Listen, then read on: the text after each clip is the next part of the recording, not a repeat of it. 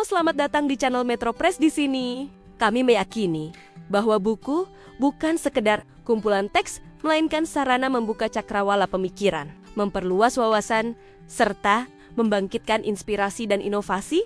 Dalam buku yang berjudul Blue Constitution, Perspektif Hukum Nasional dan Hukum Internasional, sebuah kajian komprehensif tentang tata kelola laut Indonesia menjelaskan, Indonesia sebagai negara kepulauan terbesar di dunia, memiliki laut yang menjadi fondasi identitas, kedaulatan, dan masa depan bangsa. Laut bukan hanya wilayah geografis, tetapi juga ruang strategis yang memengaruhi pembangunan nasional, keamanan, serta kesejahteraan masyarakat.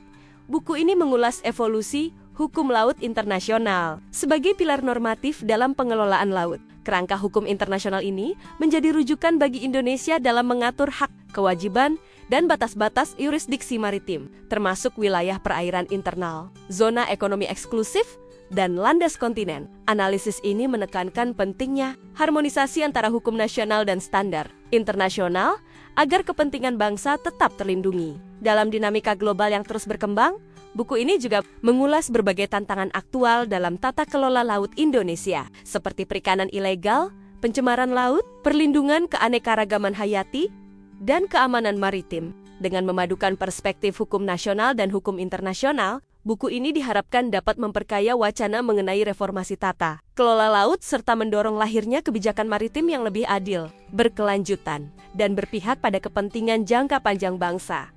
Buku ini menjelaskan landasan filosofis dan konseptual Blue Constitution yang menempatkan laut sebagai elemen sentral dalam penyelenggaraan negara. Analisis ini menjelaskan hubungan antara konstitusi, kedaulatan maritim, dan hak generasi mendatang, sehingga pengelolaan laut tidak hanya bersifat administratif, tetapi juga strategis dan visioner.